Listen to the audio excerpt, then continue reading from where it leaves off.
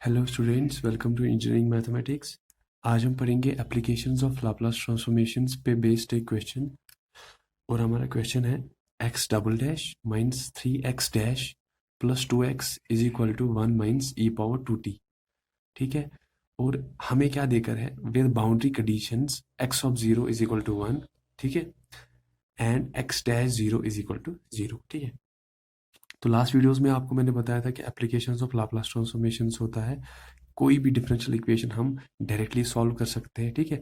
Without finding the general solution, और फिर उसके आर्बिट्रेरी कांस्टेंट जो होते हैं उनको इवेल्युएशन करने के बगैर ही हम एक डिफरेंशियल इक्वेशन का सोल्यूशन, पर्टिकुलर सोल्यूशन निकाल सकते हैं बाय लैप्लास ट्रांसफॉर्मेशन। ठीक है। तो अब इस वीडियो में एक क्वेश्चन हम सॉल्व करेंगे बेस्ड ऑन दैट। ये जो देकर है हमें, ये हमारी डिफरेंशियल इक्वेशन है। ठीक है। X double dash minus 3x dash plus 2x is equal to 1 minus e power 2t। ठीक है।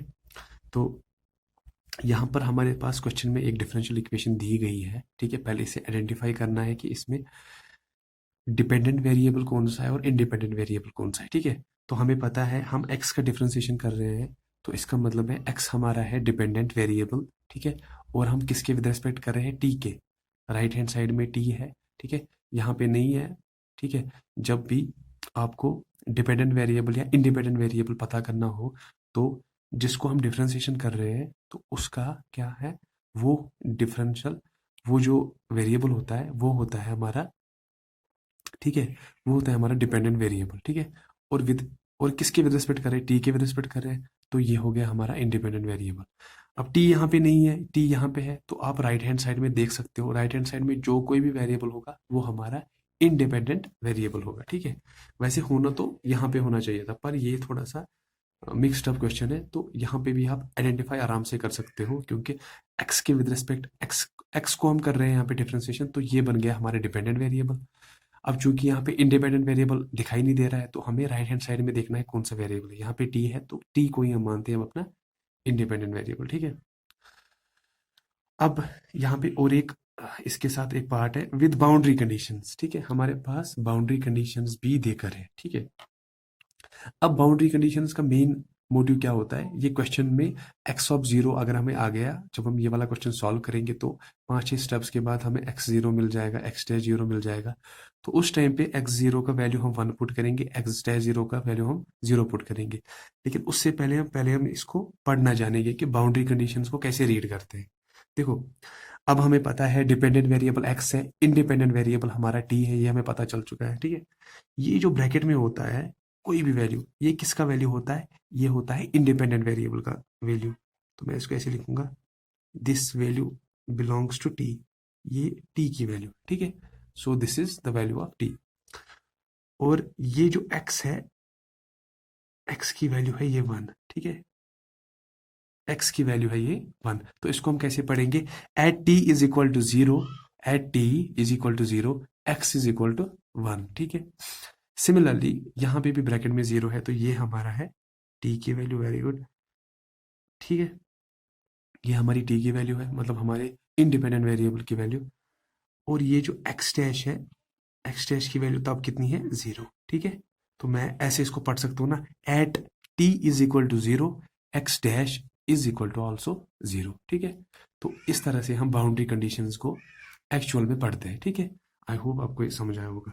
अब हम अपना सोल्यूशन जो है आगे स्टार्ट करेंगे। तो मैं लिखूंगा सोल्यूशन। सोल्यूशन में पहले क्या करते हैं, पहले हम डिफरेंशियल इक्वेशन को पहले हम आइडेंटिफाई करते हैं। तो मैं लिखूंगा गिवन डिफरेंशियल इक्वेशंस, और इक्वेशन इज, हमारी गिवन डिफरेंशियल इक्वेशन कौन सी है, X double dash minus 3x dash plus 2x is equal to 1 minus e power 2t। ठीक है। तो ये हमारी गिवन डिफरेंशियल इक्वेशन है। मैं लिखूंगा फिर उसके बाद एंड बाउंड्री कंडीशंस,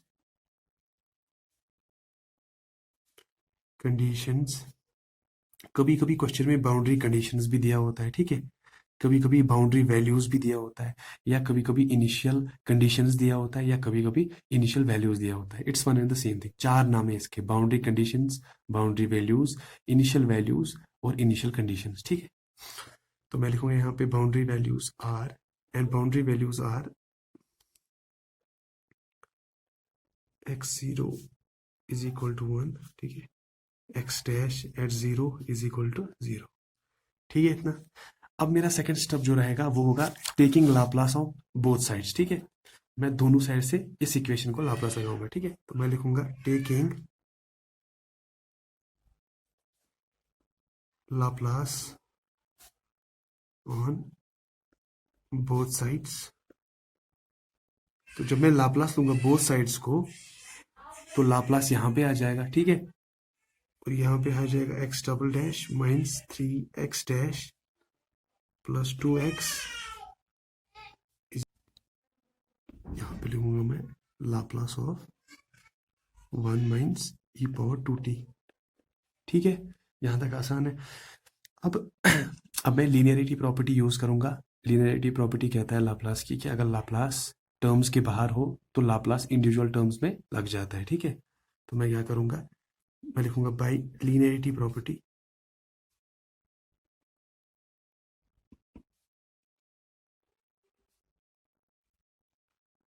ठीक है, बाय लीनियरिटी प्रॉपर्टी लाप्लास जो है एक्स डबल डैश को भी लगेगा माइनस। अब देखो लाप्लास इस टर्म में भी लग जाएगा। अब चूंकि इस टर्म के साथ यहाँ पे कांस्टेंट है, तो कांस्टेंट लाप्लास के बाहर आ जाएगा, लाप्लास एक्स डैश में लग जाएगा। ठीक है, प्लस 2 जो है 2 बाहर आ जाएगा और लाप्लास ऑफ एक्स आ जाएगा। ठीक है, और यहाँ पे लाप्लास जो है 1 को लग जाएगा। ठीक है, माइनस और लाप्लास ई पावर माइनस 2t को भी लग जाएगा, ई पावर 2t। ठीक है, अब देखो अब क्या है यहाँ पे, Laplace of x double dash हम कैसे खोलेंगे। ठीक है, यही मसला है कि मतलब इसको हम कैसे खोलेंगे। इसको खोलने का तरीका होता है, देखो एक्स डबल डैश के बदले, मतलब Laplace of x double dash के बदले मैं लिख सकता हूँ ना एस, मैं लिखूंगा एस। ठीक है, एस, और एस की पावर में उतनी लिखूंगा जितनी इस डिफरेंशियल का, जितना इस डिफरेंशियल का ऑर्डर होगा। सिंस ये सेकंड ऑर्डर डिफरेंशियल है तो मैं 2 लिखूंगा। ठीक है, अब अगर एक्स डैश होता, मतलब एक ऑर्डर का होता, तो मैं एस पावर 1 लिखता। ठीक है, तो मैं लिखूंगा एस स्क्वायर, वो लिखूंगा बचा क्या, लाप्लास ऑफ एक्स।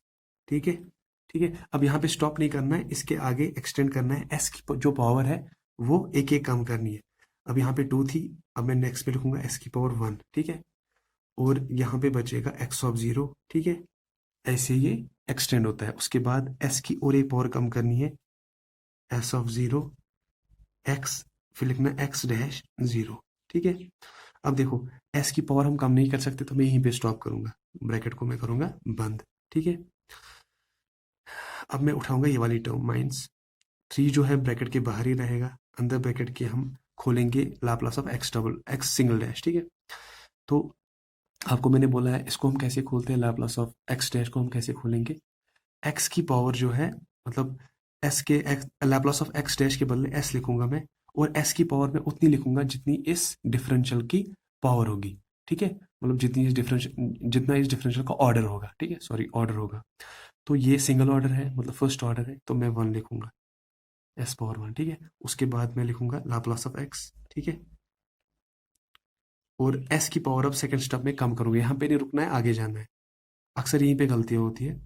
तो मैं क्या करूंगा, एस की एक पावर कम करूंगा, एस की एक पावर कम करी तो 0 हो गया है ना, और क्या बचेगा, एक्स ऑफ 0। ठीक है, और ब्रैकेट यहीं पे बंद करूंगा, क्यों, क्योंकि यहाँ पे एस की पावर 0 आ चुकी है। ठीक है, आगे हम एक्सटेंड नहीं करना है। ठीक है, अब ये तो हो गया यहाँ तक। अब इसको मैं ऐसे ही लिखूंगा, प्लस नीचे लिखूंगा क्योंकि यहाँ पे जगह कम थी, लाप्लास ऑफ एक्स। ठीक है, इज इक्वल टू, अब ये वाला साइड लिखेंगे, लाप्लास ऑफ 1 हमें पता है फॉर्मूला से होता है 1 divide by S, minus Laplace of E power 2t कितना होता है, 1 अपॉन एस माइनस 2। ये तो फॉर्मूला है। ठीक है, अब यहाँ तक आसान है ना, कोई कोई भी हमने फॉर्मूला, मतलब जनरल फॉर्मूला नहीं लगाया, या किसी सिचुएशन में हम नहीं पढ़े, बस यहाँ पे एक्सपेंशन का थोड़ा सा ध्यान रखना है। अब मैं क्या करूंगा यहाँ पे, अब देखो लाप्लास ऑफ एक्स को मैं मानूंगा एक्स डैश। ठीक है, यहाँ पे भी मैं लाप्लास ऑफ एक्स को एक्स डैश मानूंगा, ठीक है। तो मैं लिख सकता हूँ ना यहाँ पर ऐसे, मैं लिख सकता हूँ यहाँ पर S square Laplace of x होता है एक्स डैश, ठीक है, माइनस एस पावर वन जो होता है ऐसे ही होता है, और एक्स ऑफ जीरो, ठीक है, एक्स ऑफ जीरो फिलहाल ऐसे ही रखेंगे हम। सेकेंड स्टेप में हम एक और स्टेप लिखते हैं, minus anything raise power zero is equal to one, और एक्स डैश जीरो बचेगा यहाँ पर, ठीक है, ब्रैकेट क्लोज, माइनस थ्री बाहर ही है, ठीक है, और यहाँ पे बचेगा एस पावर वन ऐसे ही होता है, और लाप्लास ऑफ एक्स होता है एक्स डैश, ठीक है, मैं ऐसे मान के चलूंगा, S of zero, S power zero is equal to anything raise power zero is equal to one, और एक्स ऑफ जीरो बचेगा यहाँ पे, ठीक है, इतना मैंने किया यहाँ पे बंद, और यहाँ पे आएगा plus two Laplace of X, है ना, plus two Laplace of X is equal to one upon S minus one upon S minus two, है ना, ठीक है यहाँ तक, ठीक है। हमने बस इस स्टेप में क्या किया, लाप्लास ऑफ एक्स को हमने माना एक्स डैश, ठीक है। अब मैं क्या करूंगा, अब मैं यहाँ पर एक्स डैश जो है, देखो आपको मैंने बताया था बाउंड्री वैल्यू जो होती है क्वेश्चन में देखकर, बाउंड्री वैल्यूज वो हम यहीं पे यूज करेंगे। एक्स ऑफ जीरो है one, x dash zero zero है, देखो यहाँ पे भी ऐसी सिचुएशन आ गई, x zero x dash zero, ठीक है, एक्स जीरो यहाँ पे भी है, ठीक है। तो हम इनके बदले इनका वैल्यू पुट करेंगे, तो मतलब मैं लिखूंगा यूजिंग गिवन फॉलोइंग कंडीशंस। तो नेक्स्ट पेज ले लेता हूँ मैं, ठीक है। अब हम क्या करेंगे, इस स्टेप में हम लिखेंगे यूजिंग गिवन कंडीशंस, मतलब जो हमारी बाउंड्री कंडीशंस है उनको हम यहाँ पे पुट अप करेंगे, ठीक है। अब देखो एस स्क्वायर ही रहेगा, है ना, एस स्क्वायर ही रहेगा, ठीक है, और यहाँ पे बचेगा एक्स डैश, है ना, माइनस, देखो एस तो ऐसे ही रहेगा, इनटू एक्स ऑफ जीरो हमारा कितना है, एक्स ऑफ जीरो मतलब X at t is equal to zero, X is equal to one, तो मैं इसके बदले क्या लिखूंगा, वन, ठीक है, तो मैं इसके बदले लिखूंगा one, one into S same रहेगा, तो लिखने की जरूरत नहीं है, माइनस, आगे बढ़ते हैं अब सेकेंड स्टेप पे, यहाँ पे एक्स डैश जीरो हमारा कितना है, एक्स डैश जीरो जीरो है हमारा, ठीक है, तो इधर मैं लिखूंगा जीरो, ठीक है, यहाँ इसके बदले में जीरो लिखूँ तो कोई फर्क नहीं पड़ेगा। अब मैं क्या करूंगा, यहाँ पर जो थ्री है, थ्री, अब मैं ये वाला स्टेप लूंगा, ठीक है, तो ये माइनस है, अब यहाँ पे है थ्री इंटू एस, ठीक है, x dash, three into S x dash, ठीक है इतना। अब क्या करूंगा मैं, फिर लिखूंगा मैं प्लस, माइनस माइनस प्लस हो जाएगा, एक्स डैश की पावर, एक्स डैश का वैल्यू होता है वन, ठीक है, सॉरी एक्स जीरो का वैल्यू है one, three into one one रहेगा, प्लस थ्री बनेगा यहाँ पर, ठीक है, और बचा हमारा प्लस टू एक्स डैश, ठीक है, which is equal to one upon S minus one upon S minus two, ठीक है, यहाँ तक है ना, आसान जाता है, इसको मैं हटाता हूँ यहाँ से।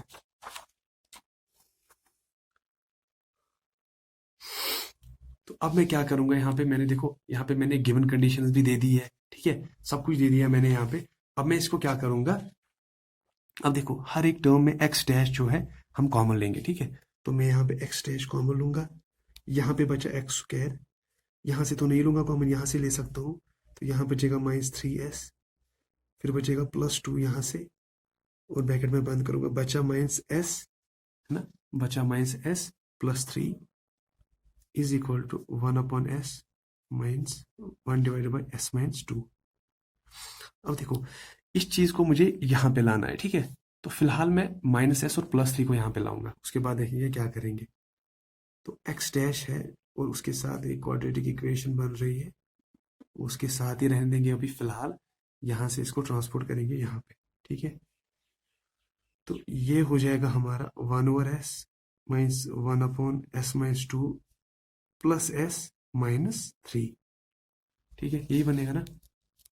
अब मैं क्या करूंगा, इस चीज को मैं थोड़ा सा सॉल्व करूंगा, उसके बाद सॉरी, इस चीज को मैं सॉल्व करूंगा, उसके बाद इस चीज को मैं डिनोमिनेटर में लेके जाऊंगा, ठीक है। अब मैं इसको सॉल्व करूंगा, पहले मैं किस चीज को सॉल्व करूंगा, one upon S plus S को पहले सॉल्व करूंगा, वो बन जाएगा मेरा S square plus 1 divided by S, ठीक है।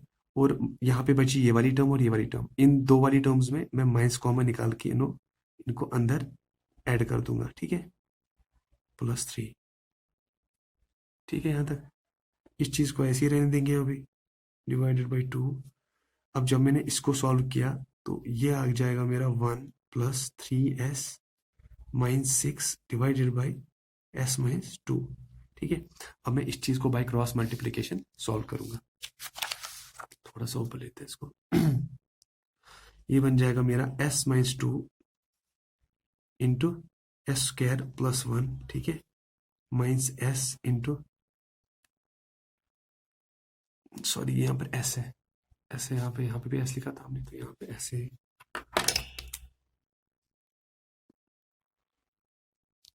ये हमारे यहाँ पे s है, s इंटू 1 + 3s - 6, ब्रैकेट को क्लोज करूंगा, डिवाइड में क्या आ जाएगा, एस स्क्वायर या s इंटू s - 2, इसको ऐसे ही रखते हैं, ठीक है। अब ये चीज किस चीज की वैल्यू आ गई, ये चीज आ गई वैल्यू मेरी x डैश, मतलब x डैश, और यहाँ पे क्वाड्रेटिक इक्वेशन इसके साथ है +2 इज इक्वल टू, इस चीज को जब मैं सॉल्व करूंगा तो ये बन जाएगा मेरा s³। जब मैं इसको इसके साथ मल्टीप्लाई करूंगा, फिर थोड़ी बहुत चेंजेस लाऊंगा, एल्जेब्रिक चेंजेस, तो यहाँ पे बच जाएगा मेरा s³ - 5s square plus 6s - 2 divided by s into s - 2, ठीक है इतना। अब देखो यहाँ यहीं पे ट्रिक है। ट्रिक क्या है कि देखो, मुझे चाहिए यहाँ से x डैश, पर यहाँ पे है x dash into S square - 3s + 2, ठीक है। अब मैं क्या करूंगा, इस चीज को मैं यहाँ लेके जाऊंगा, पर जब मैं इसको यहाँ पे लेके जाऊंगा तो वहां से, मतलब जब मैं इसको यहाँ ट्रांसपोर्ट करूंगा तो उससे कोई फर्क नहीं पड़ेगा, क्योंकि अगर आप यहाँ पे देखो न्यूमरेटर में यहाँ पे क्यूबिक इक्वेशन बन रही है, ठीक है। इसके इसके 3 रूट्स होंगे ऑब्वियसली, मतलब जो कोई भी क्वाड्रेटिक इक्वेशन होती है उसके 2 रूट्स बनते हैं, वैसे ये क्यूबिक इक्वेशन इसके 3 रूट्स बनेंगे, ठीक है। अब मैं क्या करूंगा, जिससे ये मेरा इवेल्युएशन प्रोसेस जो है ये इजी हो जाएगा, तो मैं इसको ऐसे ही रहने दूंगा फिलहाल, जो मैं इस क्यूबिक इक्वेशन को सॉल्व करूंगा, ठीक है। इसको मैं थोड़ा सा, इसका मैं कम से कम इस न्यूमरेटर का कम से कम एक रूट में निकालूंगा। जब मैं इसका एक रूट निकालूंगा, वहां पे बच जाएगी एक और क्वाड्रेटिक इक्वेशन, और उसको सॉल्व करना काफी ज्यादा इजी रहता है as compare to cubic equation, ठीक है। तो मैं क्या करूंगा, इसको मैं ऐसे लिखूंगा। अब मैं इसको कैसे सॉल्व करूंगा, इसका एक रूट मुझे चाहिए कम से कम इस क्यूबिक इक्वेशन का, s³ - 5s square plus 6s - 2। मैं क्या करूंगा अब कि मैं अब एक रूट, अब मैं इसको कैसे निकालूंगा, मैं क्या करूंगा, मैं s की जगह पे 1 पुट करूंगा, बाय, मैं ऐसे लिखूंगा by hit and trial method. Hit and trial जो होता है, एक तो आसान होता है, और अगर हमारा हिट एंड ट्रायल सक्सेस रहा तो हमारा एक रूट पक्का आना है, ठीक है। So by hit and trial method put s is equal to 1, तो मैंने s को 1 रखा, ठीक है। By hit and trial method मैंने s को 1 रखा। सिंस मैं ऐसे लिखूंगा, अगर इस s ने, मतलब s इक्वल टू 1 ने ये वाला जो पॉलिनोमियल है, क्यूबिक पॉलिनोमियल, इसको 0 किया, तो इसका मतलब है s इक्वल टू 1 इसका एक रूट है, ठीक है। तो चलिए देखते हैं, जब मैं s की जगह पे यहाँ पे 1 पुट करूंगा तो 1³ मतलब 1 बन जाएगा, 1 - 5 हो जाएगा तो -4 हो जाएगा, प्लस 6 इंटू 1 6 रहेगा, 6 - 2 इज इक्वल टू 4, तो -4 + 4 आपस में कैंसिल आउट हो जाएंगे, तो ये बन जाएगा 0। तो मतलब इसका मतलब है s इज इक्वल टू 1 इसका एक रूट है। तो मैं ऐसे लिखूंगा, since s³ - 5s square plus 6s - 2 is equal to 0, ठीक है, at s is equal to 1, ठीक है।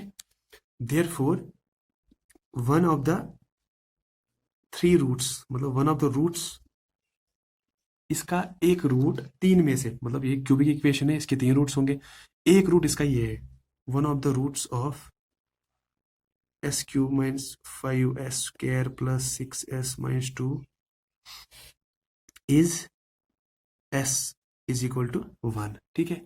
अब मैं इसको लिख सकता हूँ ना, s minus one is equal to zero, which implies s minus one is equal to zero. तो s minus one is equal to zero पे ये वाली इक्वेशन जो है, ये वाली पॉलिनोमियल जो है सेटिस्फाई हो रही है बाय हिट एंड ट्रायल, तो इसका मतलब है एस माइनस वन इसका एक रूट है। तो मैं एस माइनस वन को मानता हूँ इसका एक रूट। ठीक है, तो मैं ऐसे लिखूंगा एक्स डैश यहाँ पे S square minus three S plus to है ना, और इसका मैंने ये जो क्यूबिक इक्वेशन है इसका रूट हमें पता है एस माइनस वन है। ठीक है, एस माइनस वन है।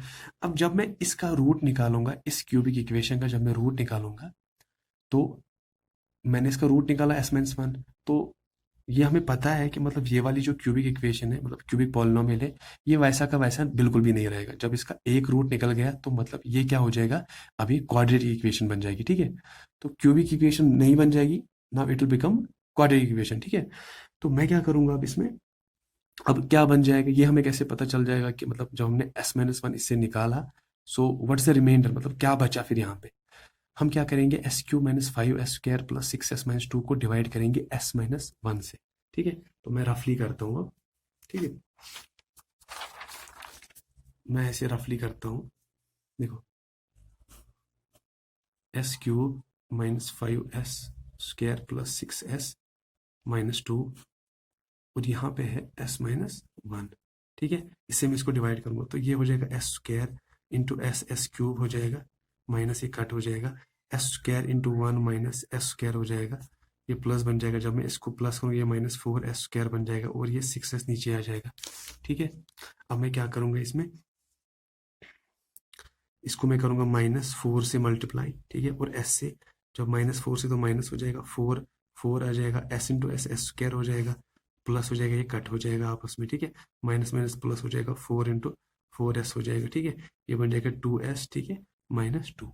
ठीक है, अब मैं क्या करूंगा इसमें, टू से मल्टीप्लाई करूंगा, मतलब प्लस टू से। ठीक है, टू एस हो जाएगा, और two into one minus two हो जाएगा, ये प्लस हो जाएगा, ये माइनस हो जाएगा, ये प्लस हो जाएगा, आपस में कट हो जाएगा। तो जब मैंने इस क्यूबिक इक्वेशन को रूट निकाला एस माइनस वन, तो मुझे कितना बचा, s square minus four s plus to.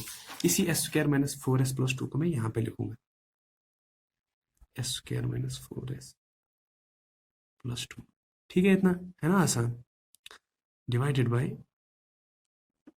S into S minus two.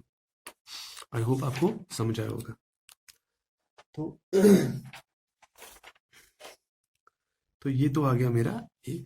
अब मैं क्या करूंगा इसमें, अब मैं इस चीज को, ये जो मेरा ये जो मेरी क्वाड्रेटिक इक्वेशन है, मतलब क्वाड्रेटिक पॉलिनोमियल है, इसको मैं यहाँ ला सकता हूँ। क्यों क्यों क्योंकि जब मैं इसके रूट्स निकालूंगा, देखो अब मैं लिखूंगा एस एक्स डैश, ये चीज मुझे नहीं चाहिए, मुझे चाहिए एक्स डैश, इस चीज को मैं यहाँ पे लाऊंगा। ठीक है, पर उससे पहले मैं इसके रूट्स निकालूंगा। जब मैं S square minus three S plus to के रूट्स निकालूंगा, तो वो कितना निकल जाएगा, देखो इसके रूट्स कैसे निकालने, S square minus three S plus to, इसके रूट्स में निकाल सकता हूँ मैं, S square minus two S minus S plus to, है ना। फिर यहाँ से एस कॉमन निकालूंगा, और यहाँ पे बचेगा एस माइनस टू, यहाँ पे भी एस माइनस टू बचेगा और माइनस बचेगा। ठीक है, और यहाँ पे एस माइनस वन हो जाएगा और एस माइनस टू। तो मतलब ये जो क्वाड्रेटिक इक्वेशन है, इसके रूट्स है एस माइनस वन और एस माइनस टू। ठीक है, तो मैं यहाँ पे लिखूंगा इसके रूट्स जब आएंगे एस माइनस वन और एस माइनस टू, उन एस माइनस वन और एस माइनस टू को मैं यहाँ पे लाऊंगा, ये वो जाएंगे इसके डिनोमिनेटर में।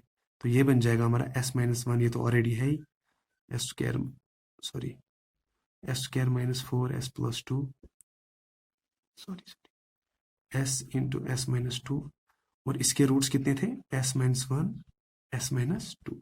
ठीक है, इतना इतना है ना आसान। एस माइनस वन को मैं इस एस माइनस वन के साथ काटूंगा। ठीक है, और ये एस माइनस टू जो है, यहाँ पे भी एस माइनस टू है, तो ये बन जाएगा S minus two whole square, S into S minus two whole square. तो मैं नेक्स्ट पेज ले लेता हूँ।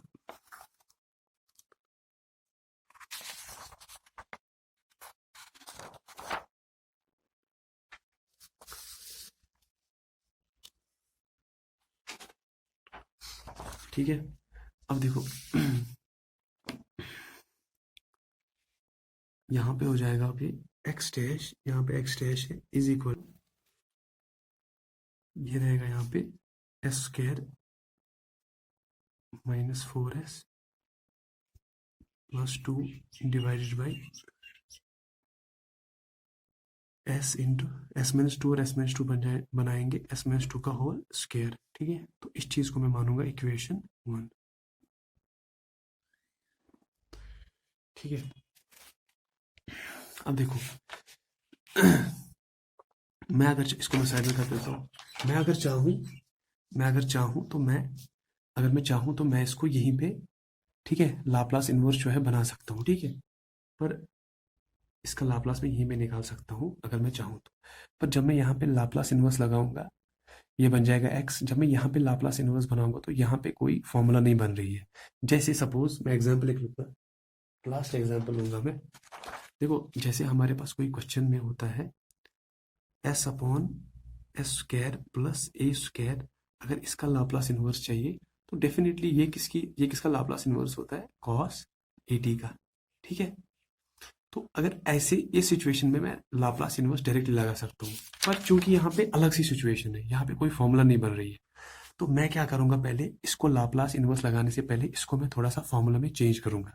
ठीक है, तो मैं इसको कैसे फॉर्मूला में चेंज करूंगा, मैं इसको पहले पार्शियल फैक्टराइजेशन से इसके ए और बी और सी फिर वैल्यूज निकालूंगा, उसके बाद इसको थोड़ा सा फैक्टराइज करूंगा ताकि ये फॉर्मूला में बने और मैं लाप्लास इन्वर्स आराम से निकाल सकूं। ठीक है, तो मैं ऐसे लिखूंगा फ्रॉम टू, या पार्शियली फैक्टराइजिंग, मैं ऐसे लिखूंगा पार्शियली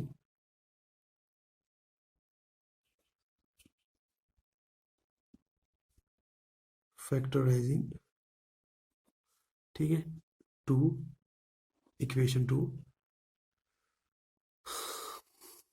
मैं ऐसे लिख सकता हूँ ना, S square minus 4s plus 2 divided by S into S minus 2 whole square.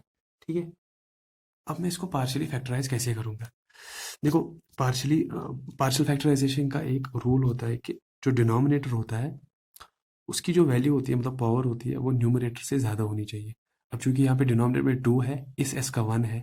ठीक है, when bases are same powers get added, या हम बोल सकते हैं यहाँ पे 1 है, यहाँ पे 2 है, तो इसका पावर 3 है।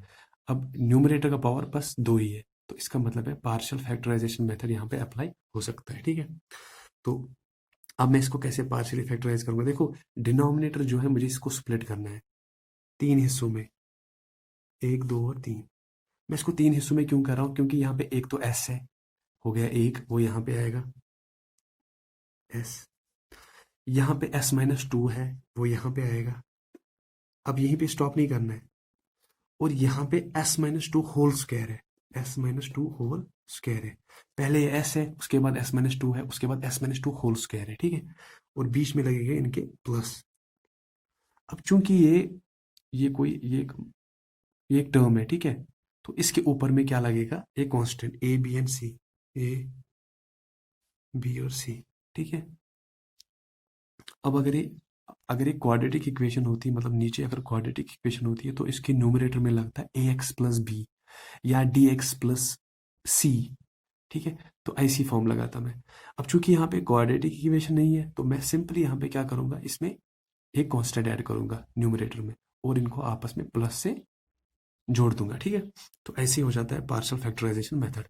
अगर आपके पास क्वाड्रेटिक इक्वेशन है ना, तो उसको आप कैसे सॉल्व करोगे, बाय एक्स प्लस बी या बी एक्स प्लस सी से। ठीक है, अगर नहीं है तो आप ए बी और सी मतलब कॉन्स्टेंट्स लगा सकते हो आराम से। तो इस चीज़ को मैं मानूंगा इक्वेशन 3।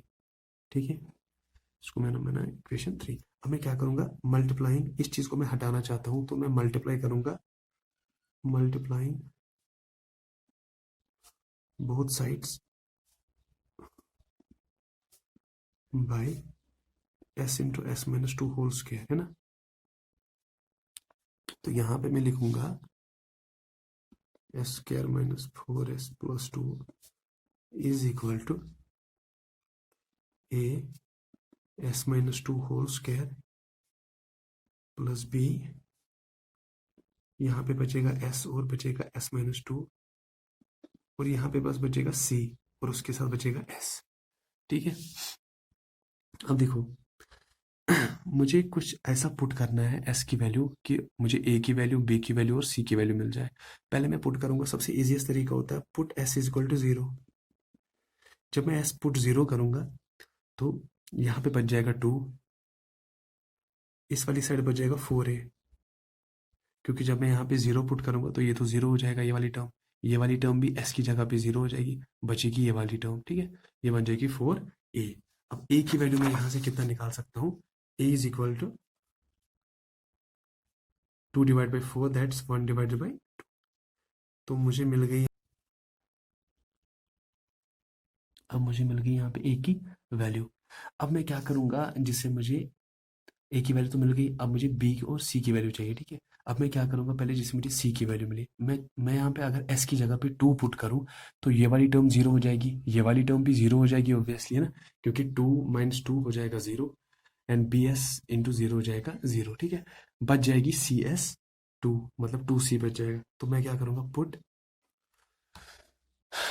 पुट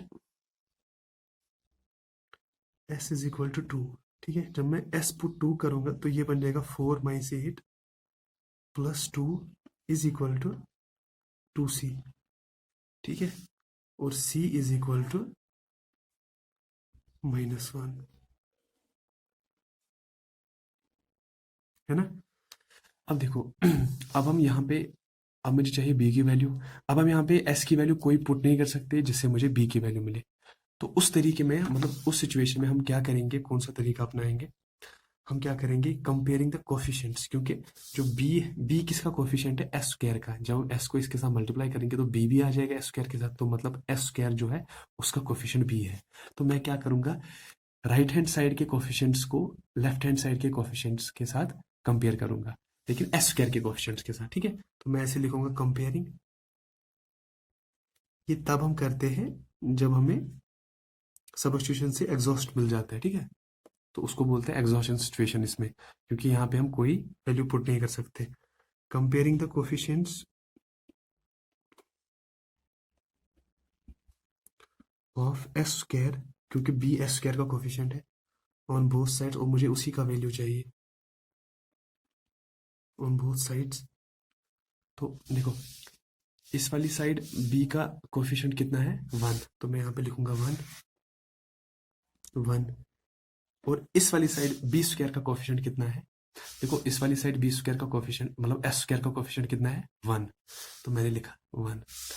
अब इस वाली साइड एस स्क्वायर का कोफिशिएंट कितना है, एक तो ये a है, ठीक है, क्योंकि जब इसको a minus B whole square लग जाएगा तो a square minus B square, A square plus B square minus 2ab बन जाएगा, तो मतलब एस स्क्वायर के साथ ये a भी आ जाएगा, और यहाँ पे जब s इसके साथ मल्टीप्लाई हो जाएगा तो b भी आ जाएगा इसके साथ, है ना।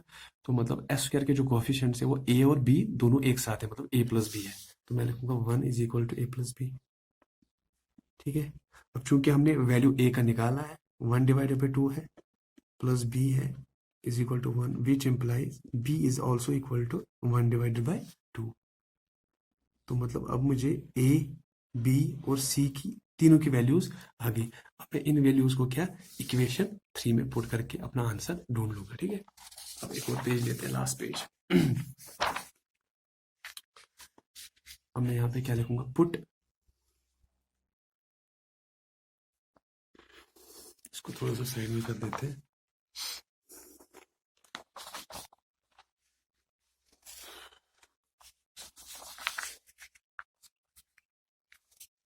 हाँ, अब मैं यहाँ पे लिखूंगा put the values of a, b and c in equation 3, ठीक है। अब इक्वेशन 3 में मैं यहाँ पे पुट करूंगा a की वैल्यू। अब देखो इक्वेशन 3 मेरी क्या है, S square minus 4s plus 2 divide by S into S minus 2 का होल स्क्वायर। ये किसके बराबर, ये है ना एक्स डैश के बराबर, यहाँ पे रखा था हमने, तो मैं लिखूंगा X dash is equal to a जो है, अब इसके बदले हमने इसको इस फॉर्म में लिखा, तो मैं अब यही लिखूंगा। और a की वैल्यू हमें कितनी निकाली है, a की वैल्यू हमारी कितनी है, 1 डिवाइड बाई 2, b की भी 1 डिवाइड बाई 2 और c की -1 है। तो a की वैल्यू 1 डिवाइडेड बाई 2 है, तो मैं इसको ऐसे लिख सकता हूँ ना, 1 डिवाइडेड बाई 2, और डिनोमिनेटर में s है, प्लस b को भी ऐसे लिख सकता हूँ ना, 1 डिवाइडेड बाई 2, और डिनोमिनेटर में s माइनस 2 है, ठीक है ना यहाँ तक। और c को भी ऐसे ही ऑब्वियसली लिख सकता हूँ, तो c हमारा 1 1 है, -1 है, तो ये बन जाएगा -1 divided by s minus 2 whole square. ठीक है, इतना है समझ में, है ना आसान। अब मैं इसमें क्या करूंगा, सेकेंड स्टेप मतलब जो ये वाला स्टेप है इसको मैं क्या करूंगा,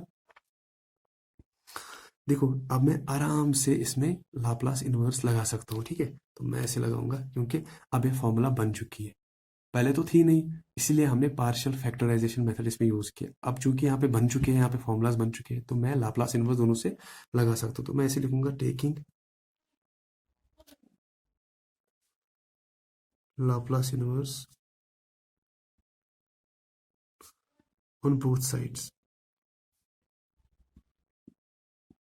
ठीक है, तो जब हम x, देखो x डैश हमारा किसके बराबर होता है, लाप्लास ऑफ x के बराबर।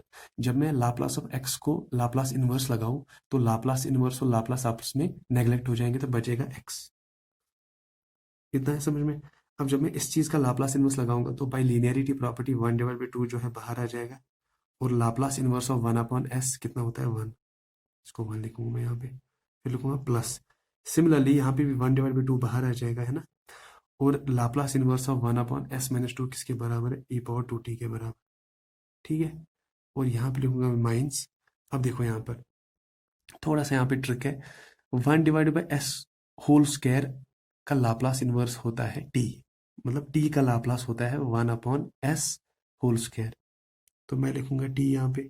ठीक है, t मैंने लिखा यहाँ पे, पर हमारे इस t के साथ, मतलब हमारे इस s के साथ -2 है, तो इसका मतलब है हमारे पास कोई और एक फंक्शन होगी इस t के साथ मल्टीप्लाइड जो इस s को -2 बना रही है।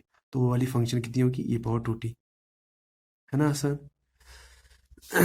अब मैं क्या करूंगा, लिखूंगा ऐसे x is equal to 1/2 into 1/2 रहेगा, है ना।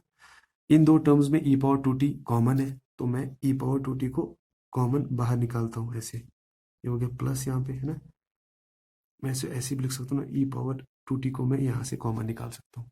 अंदर कितना बचा 1/2, है ना, और यहाँ पे कितना बचा -t, है ना, कितना बचा -t। ठीक है, और ये हमारा सोल्यूशन है इस डिफरेंशियल इक्वेशन का। ठीक है, अगर आपको वीडियो पसंद आया तो प्लीज़ लाइक करना, कमेंट करना और सब्सक्राइब करना मेरी चैनल को, अगर आप चाहते हो कि मैं फ्यूचर में ऐसा ही कंटेंट लाऊं। ठीक है, थैंक यू।